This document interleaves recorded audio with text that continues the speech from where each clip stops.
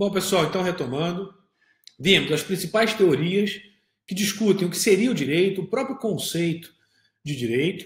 A depender da teoria, isso vai repercutir em todo o processo de interpretação, todo o processo de criação de normas jurídicas, todo o processo de atuação dos poderes do Estado. Mas a gente deve ter em mente que atualmente a gente já fala em um novo constitucionalismo, ou um neoconstitucionalismo. Nós falamos, portanto, em um sistema jurídico em que você vai unir direito e moral, direito e ética. Então, o direito ele não é simplesmente aquela visão que se tinha no positivismo clássico, né? Somente a norma jurídica, a teoria pura do direito. Não, o direito também tem que ter um componente ético, tem que ter um componente moral, tem que ter um componente de justiça. Não estou falando moralismo, tá? E nem moralista. Mas o direito não pode ser mais analisado de uma forma como se fosse absolutamente refratária a qualquer valor ético, a qualquer valor moral, portanto. Então, o direito, nessa quadra, o neoconstitucionalismo, ele defende que o direito, portanto, ele vai ser conjugado com a ética, com a moral, em busca de um sistema que seja justo, um sistema jurídico justo, portanto. E a gente não vai ter mais aquela, ou pelo menos não teríamos aquela frase do Eduardo Galeano, na dúvida entre o direito e a justiça, escolha a justiça. Não, porque o direito deve ser justo. Tá? O direito deve ser conjugado com esses valores éticos, com esses valores morais, repito, não moralistas, tá? Para que você tenha um sistema jurídico, de fato, um sistema mais justo, portanto. E o neoconstitucionalismo, que surge no pós-Segunda Guerra Mundial, ele aprende muito da história.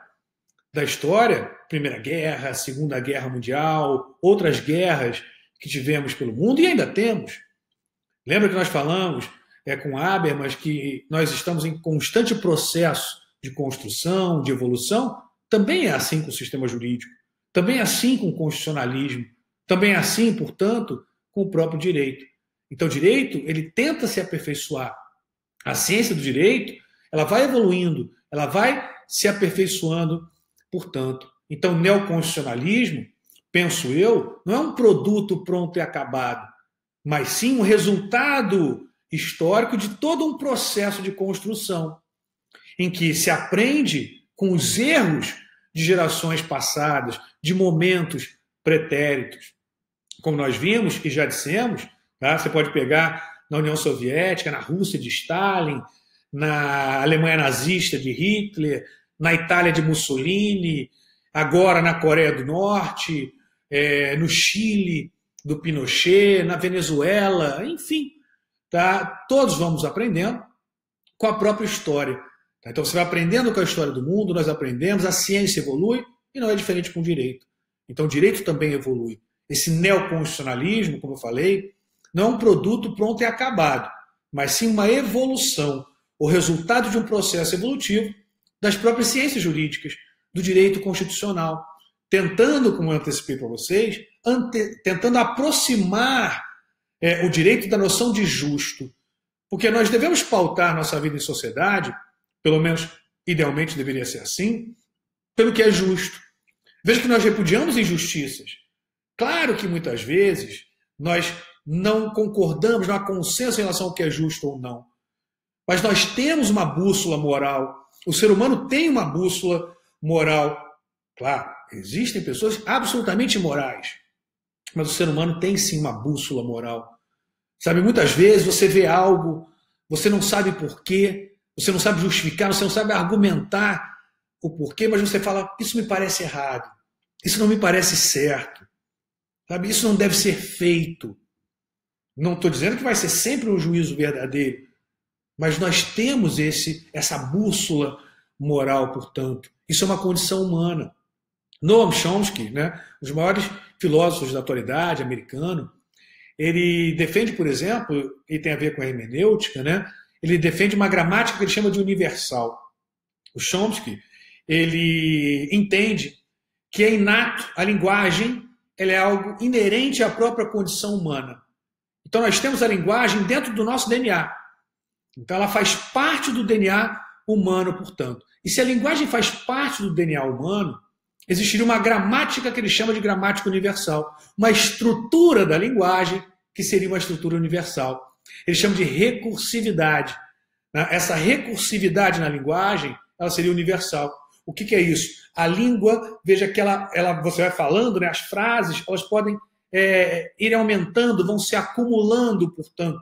Está sempre um processo que vai se desencadeando, interligado. Então, eu fui ao supermercado ontem, nas férias, com minha esposa, com minha filha, estava frio, estava calor, peguei trânsito, o supermercado estava fechado, e aí vai. Essa recursividade. Tem uma divergência, né, da linguística com uma outra teoria, a teoria do evolucionismo. Não vou entrar propriamente nela agora, isso é quando a gente aprofunda propriamente linguagem, não só hermenêutica constitucional, a gente fala, né, nas nossas aulas, mas não nessa para vocês, mas aqui dou uma palhinha, né, para que você crie a curiosidade.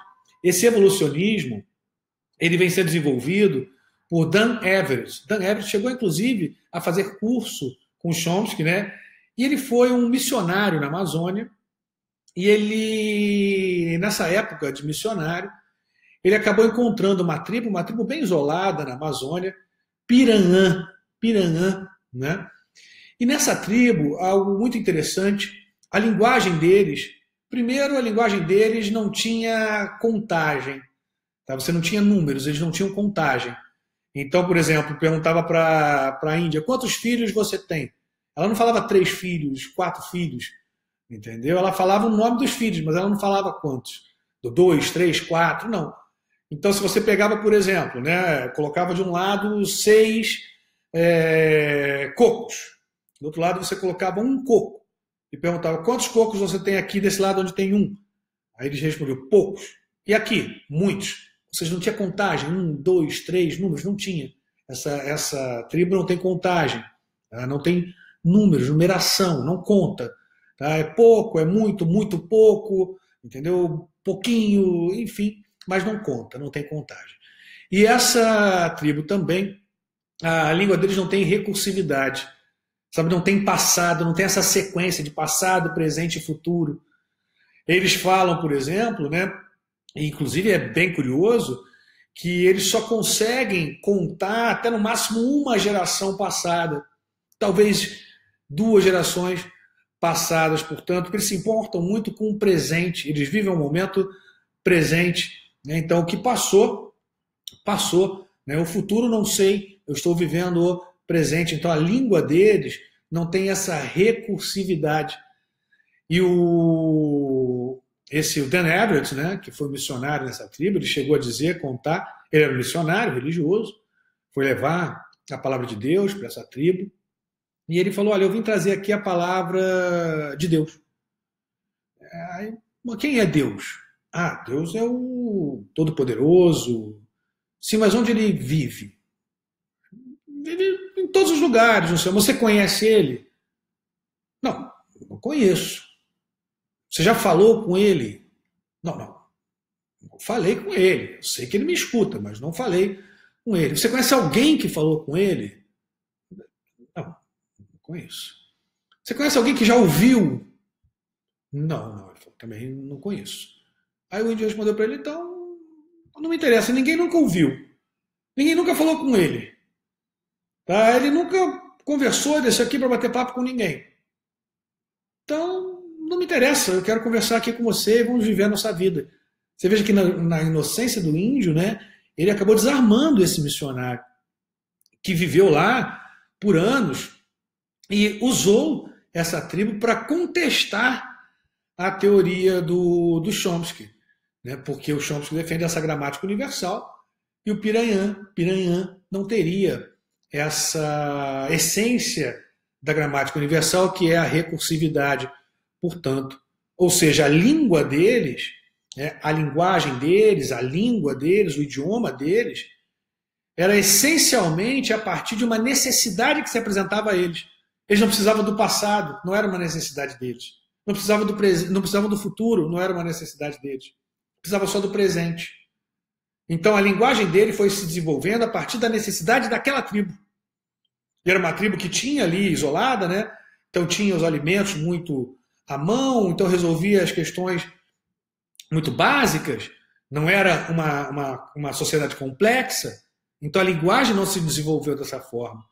E se ela não se desenvolveu dessa forma, criticam, portanto, os evolucionistas a teoria do Chomsky, né? É porque não existe uma gramática universal, embora a teoria do Chomsky tenha hoje domínio mundial, com essa ideia de gramática universal. E o Chomsky defende também que o ser humano ele não só tem a linguagem como algo inata, inerente à sua condição humana, como ele tem também valores morais, ou melhor, uma bússola moral, que está tatuada no nosso DNA.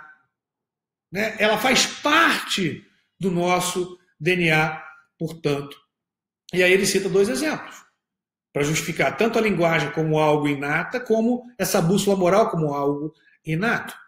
Diz ele que se você pegar qualquer bebê, não importa, tá? Você coloca ele onde for, ele vai aprender todas as línguas. Todas as línguas. Porque ele tem essa capacidade inata.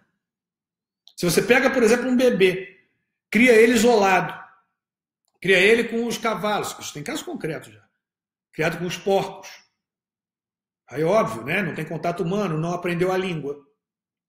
Algum momento da vida, 10 anos, 15 anos depois, encontram a criança vivendo com os porcos, ela não fala nada porque não teve contato com outro ser humano, você traz ela para o convívio humano, em pouco tempo ela está falando. Por quê?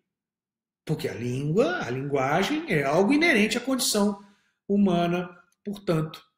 Então não importa o tempo, não importa onde você esteja, não importa a sua idade, não importa a sua condição, você tem inato a capacidade de linguagem, a capacidade de comunicação. E também essa bússola moral. Veja que você, muitas vezes, quando vê uma injustiça, algo você sabe, você sente. Você fala, isso é errado, isso não é certo, isso é injusto. Mesmo, muitas vezes, contra um pensamento absolutamente majoritário.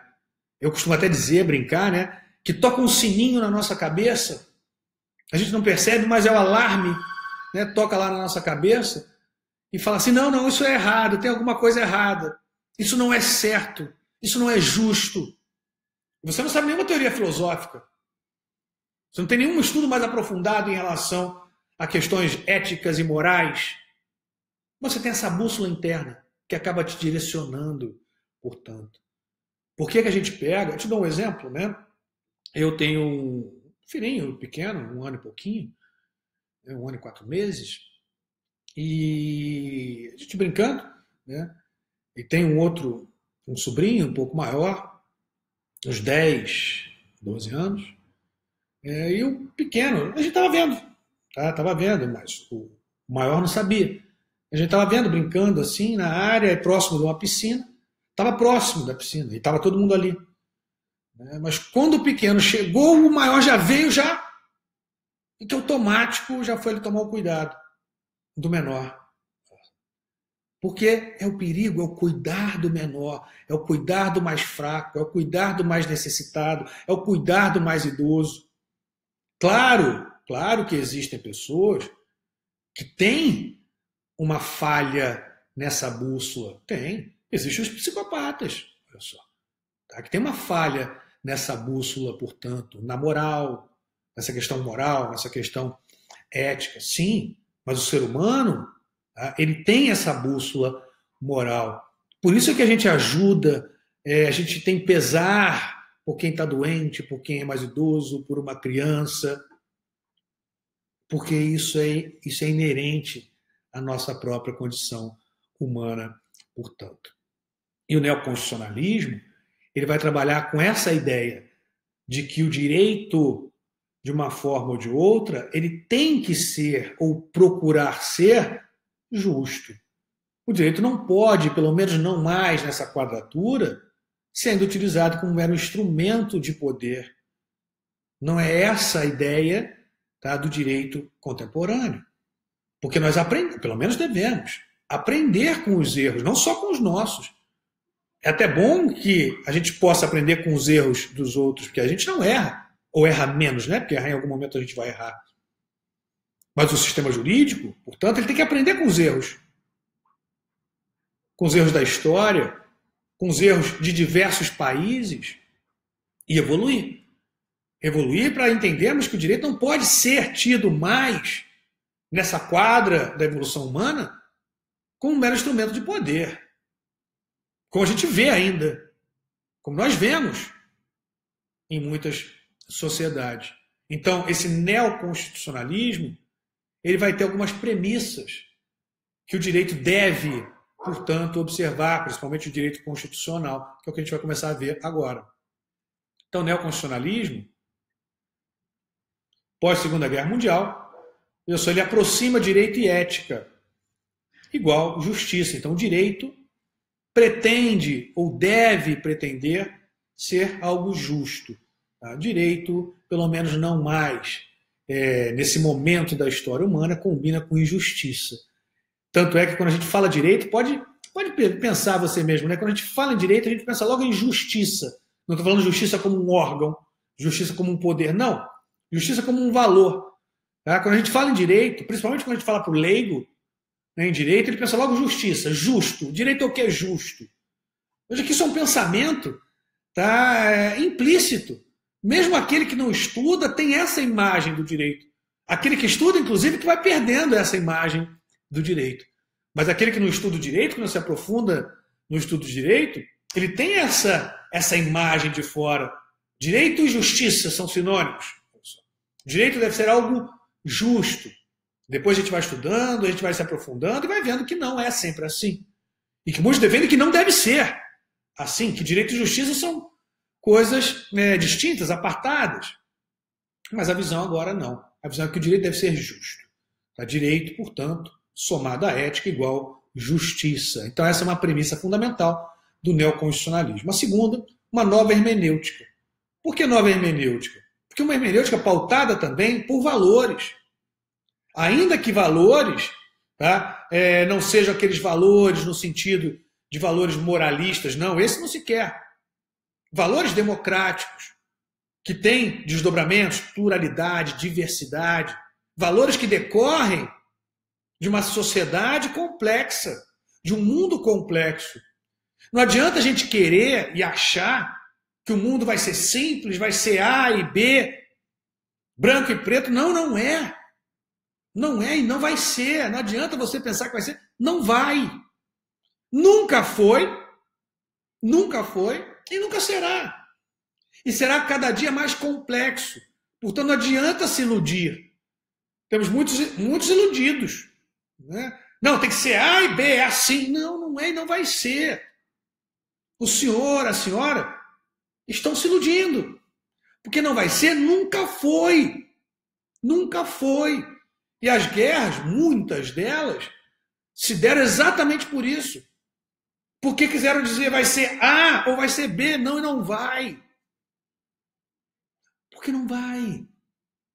Porque as pessoas, veja só, são dotadas de autonomia para pensar diferente. Não adianta. Como é que você vai restringir o pensamento? Não dá. Você pode ver isso na sua casa. Na sua casa. Às vezes nós não nos damos conta disso. A gente quer que o mundo seja A é certo, B é errado. E a gente não vê que na nossa casa não existe esse consenso. Na nossa casa. Então você tem o pai, a mãe, o filho, filha, a filha, tio. Todos pensam diferentes numa mesma família. Pode não ser em tudo. Pode não ser em tudo, mas em muita coisa. E é exatamente a partir dessa complexidade de mundo que a gente vai construindo um mundo melhor. Pelo menos partindo da ideia de pessoas racionais. Não é aqui falando lá dos vilões dos filmes da Marvel, né, que quer destruir um mundo que é um mundo pior. Não. A gente quer construir um mundo melhor. E óbvio, né? Cada um vai ter a ideia do que é melhor, mas o consenso é que vai obter esse melhor resultado. Ou seja, a via democrática é a via menos pior de todas. Tá? Então, ou a pior na frente de todas as demais, como dizia Churchill, a democracia que vai ser o caminho, portanto, para a gente, nessa constante dialética histórica, e aqui, só nesse ponto um pouco de Hegel, né? essa dialética histórica, que vai nos levando à evolução, nos levando adiante. Tá? Algo similar, como antecipei para vocês, como eu disse em blocos anteriores, né, ao que ocorre na ciência. A ciência é assim. Até um determinado momento, o Newton, a teoria da gravidade de Newton era absoluta. Aí chegou Einstein, falou, não, não é. Muitos, veja, não acreditaram no Einstein, porque ele tinha que provar. Tinha que provar, a ciência tem que provar. E provou. Tiveram que dar a cara a tapa. Porque comprovou. Olha só. E muitos, inclusive, após a comprovação, queriam negar, hein? Os negacionistas, está na moda. Queriam negar. Nossa. Mas tiveram de novo que dar o braço a torcer. Porque foi comprovado, reprovado novamente. E amanhã pode vir uma melhor que supere ainda mais. Porque toda teoria vai ter suas falhas, está sujeita à correção, está sujeita à superação. E a história humana também é assim. E a Constituição também é assim. E o neoconstitucionalismo se propõe a isso, a superar as falhas históricas do constitucionalismo em favor de algo novo, de algo mais democrático, de algo pautado não apenas na letra fria do sistema jurídico, mas também na ética, no dever ser, no que é justo, portanto. Então, o direito passa a ser entendido como justo, como algo que é moralmente aceitável. Eu não vou dizer moralmente ideal, moralmente aceitável. E não moralmente reprovável. Não antiético. Mas o direito deve ser algo ético, portanto. Então ele impõe uma nova hermenêutica, uma hermenêutica que valore esses princípios morais, esses princípios éticos. Essa nova hermenêutica, ela também se pauta por uma hierarquia axiológica, hierarquia de valores. Os valores, portanto, permeiam todo o nosso sistema. Se nós formos na nossa Constituição, ela fala em valores, né, ou em valorações, em diversos dispositivos. Nossa Constituição fala, por exemplo, em moralidade. Ela fala em moralidade. Ela fala lá em probidade. São valorações.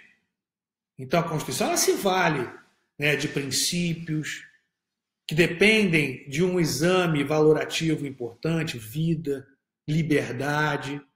Então, embora não exista uma hierarquia jurídica, haveria uma hierarquia axiológica. Democracia, liberdade, vida. Então você teria sim uma hierarquia axiológica, uma hierarquia valorativa no sistema jurídico.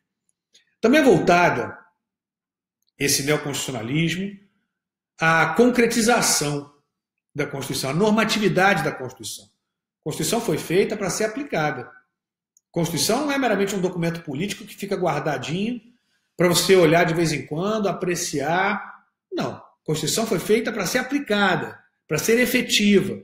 Então, toda hermenêutica constitucional ela deve ser voltada a garantir a efetividade da Constituição, a efetividade das normas constitucionais, a efetividade dos direitos fundamentais, portanto. Isso direciona o próprio processo de interpretação. Eu devo interpretar de maneira a garantir que a Constituição possa ser aplicada, que ela tenha algum efeito prático, e não interpretar de maneira a retirar qualquer normatividade constitucional, retirar qualquer efetividade da Constituição, retirar qualquer efeito prático. Bom, não é essa a finalidade de uma Constituição. Então, a Constituição, ela existe para ser concretizada.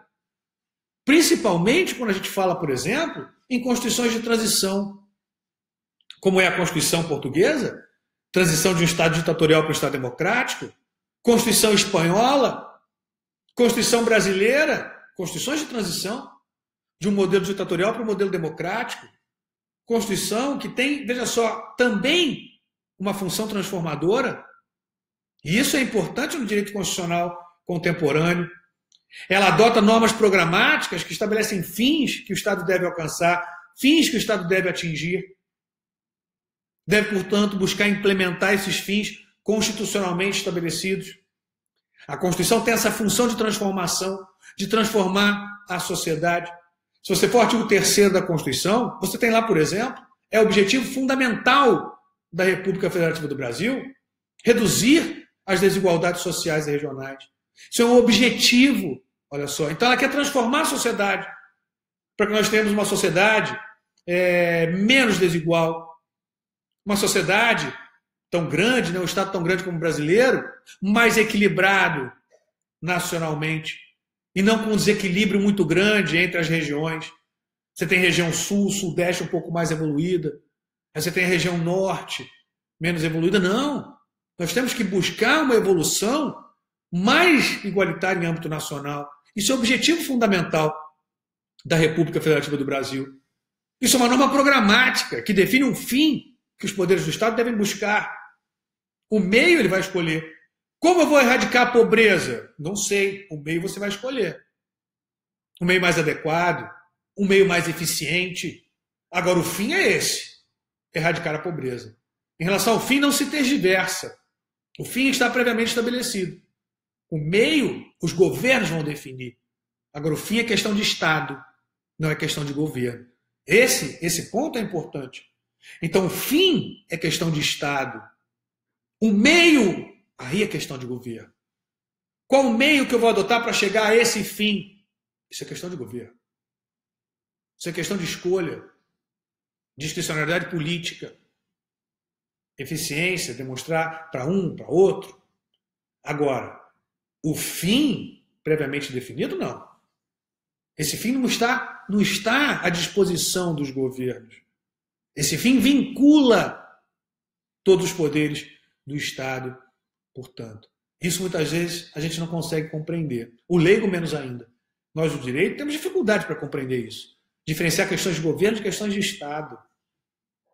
Questões de Estado são questões definidas constitucionalmente. Nós estamos vendo um debate recente, até se falou recentemente, as Forças Armadas estão com o governo. Se estiverem, errado. Forças Armadas são instituições de Estado. Forças Armadas não tem que estar com o governo A ou o governo B. Forças Armadas é instituição de Estado, não de governo. Se você viu essa diferença, agora você consegue entender por que as Forças Armadas são instituições de Estado e não de governo, portanto. O Ministério é escolhido pelo governo. As Forças Armadas, uma instituição de Estado e não de governo. E muita gente está confundindo. E não pode ser confundido. Então, esse neoconstitucionalismo, o novo direito constitucional, ele é todo direcionado à concretização da Constituição, principalmente nas Constituições que têm essa função transformadora da sociedade. Também o efeito irradiante. O que seria esse efeito irradiante? Os direitos fundamentais, definidos constitucionalmente, os valores da Constituição, eles se espalham, eles irradiam por todo o sistema jurídico, contaminam, em um sentido positivo, todo o sistema jurídico, todas as normas infraconstitucionais. E, nesse sentido, essas normas infraconstitucionais, direito civil, direito penal, direito tributário, direito empresarial, direito administrativo, todas vão sofrer esse efeito, essa contaminação positiva promovida pela Constituição. A Constituição, portanto, vai irradiar, como o Sol irradia o seu calor, aquecendo todos os planetas do sistema solar. A Constituição também irradia esse seu calor, seus efeitos, aquecendo todos os ramos do direito. Uns mais próximos da Constituição vão ficar mais quentinhos. Outros mais distantes não vão receber tanto calor, mas recebem também. Se você veja, Mercúrio recebe mais calor, radiação do Sol do que a Terra. Já Urano menos, Júpiter menos, mas também recebe. É mais ou menos o que vai acontecer com o efeito irradiante constitucional. Então a Constituição vai irradiar os seus efeitos, vai espalhar os seus efeitos por todo o sistema jurídico, contaminando todas as normas do sistema jurídico, sem qualquer exceção. Sem qualquer exceção. Umas mais, outras menos. Mas todas recebendo esse calor da Constituição, esse efeito que irradia da Constituição, portanto. Vai indicar que todos esses âmbitos do direito têm que ser interpretados, lidos a partir da Constituição. Lidos em conformidade com a Constituição. Nós vamos ter, por exemplo, a técnica da interpretação conforme a Constituição. Temos também a técnica da filtragem constitucional em relação às normas anteriores à Constituição. Se incompatíveis materialmente não recepcionadas, se compatíveis materialmente são recepcionadas, se comportar uma interpretação compatível com a Constituição, elas são mantidas no sistema. Se não comportarem essa interpretação, são rechaçadas, são expulsas, expurgadas do sistema jurídico. Isso tudo a partir de uma nova ideia do próprio direito constitucional, desse neoconstitucionalismo. E, por fim, como premissa essencial do neoconstitucionalismo, a garantia do mínimo essencial, que é a garantia das condições mínimas de vida digna para o ser humano e sociedade. Então, isso é importante. Que todos os estados, né? A gente sabe que é difícil isso. Às vezes é utópico, né? Mas é sempre bom, você atira na estrela e acerta a lua. Tem até uma música que diz: atirei na lua e acertei as estrelas. Está errado, né? A estrela é mais longe. Então, atirei na estrela e acertei a lua. Tá bom. Não fui tão longe quanto eu queria, mas já fui longe bastante. E aqui também é mais ou menos isso. Então, a garantia, portanto, do mínimo existencial, das condições mínimas de vida digna para o indivíduo em sociedade. Nós podemos ver que no Brasil estamos ainda bastante longe disso. Nós não temos, por exemplo, uma grande parcela da população não tem saneamento básico. Não tem água encanada. Alguns têm que andar quilômetros para pegar água. Não tem uma escola próxima.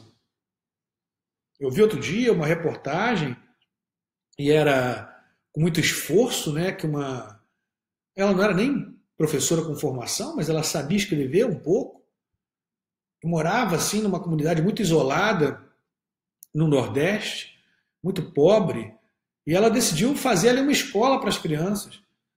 E não chovia no lugar, né? Então não tinha teto, pelo menos ali não chovia, porque era o sertão, mas não tinha teto a escola. O calor danado, sabe? Ficava embaixo da árvore, colocava umas cadeirinhas aqui e outra ali. E tentava ensinar o que ela sabia, ela queria passar o que ela sabia. Mas veja, essas crianças não têm a condição mínima de vida digna em sociedade. Como que essas pessoas vão conseguir competir, tá, em pé de igualdade, por exemplo, com aquele que estuda em um excelente colégio particular, que os pais têm condição de pagar?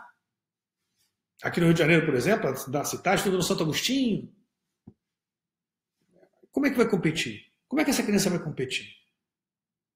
Competir não no sentido necessariamente de disputa, mas de poder desenvolver todas as suas potencialidades. Será que essa criança vai ter condições de desenvolver todas as suas potencialidades? Óbvio que não. Ela vai ter condição de perseguir seus sonhos? Não, não vai. Então a garantia do mínimo existencial é a garantia das condições mínimas para que a pessoa possa se desenvolver satisfatoriamente em sociedade, possa perseguir seus sonhos. Porque nessas condições, a pessoa não pode sequer sonhar, muito menos perseguir seus sonhos. Então o direito constitucional tem que garantir essas condições. Pelo menos o direito constitucional, nessa etapa, nesse momento, nessa quadra da história, nesse novo constitucionalismo, nesse neoconstitucionalismo.